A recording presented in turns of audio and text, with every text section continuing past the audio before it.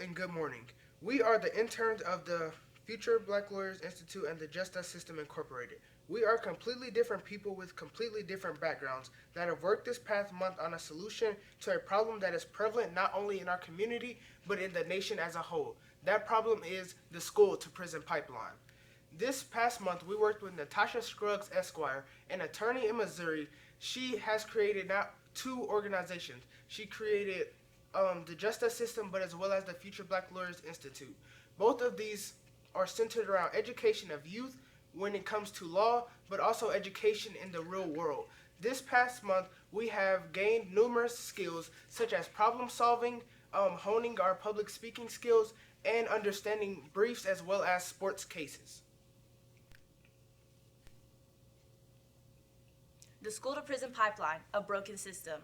Children in Missouri, 250,000 students are currently being held in prison in the U.S. The inequality.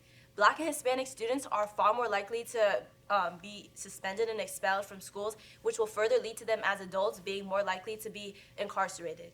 The cost. The average cost of holding a student in juvenile detention is over $79,000. Compare that to the cost of having one student in the education system, which average around $10,000.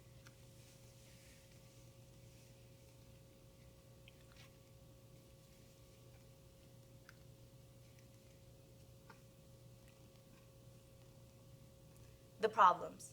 The school to prison pipeline is a path that starts at a very young age in education.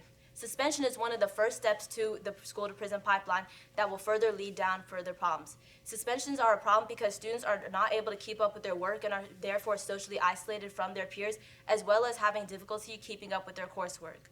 The next step of that is expulsion.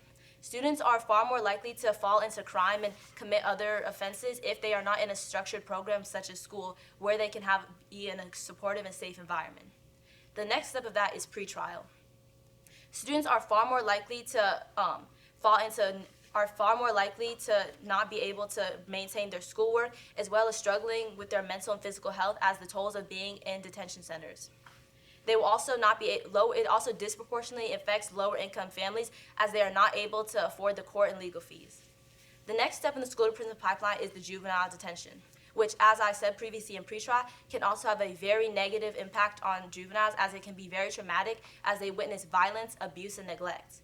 Another reason why it is very harmful is that students who are in juvenile detention are far less likely to graduate with their high school diploma, and will also cause them to fall into reoffenses, and will push them just right back into the criminal justice system.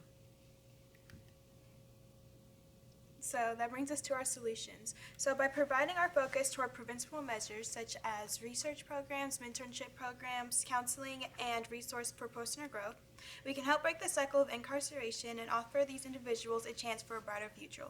It is crucial that we well prioritize the creation of safe and nurturing spaces within school to ensure that every student, regardless of their circumstance, can thrive and find the support they need to thrive.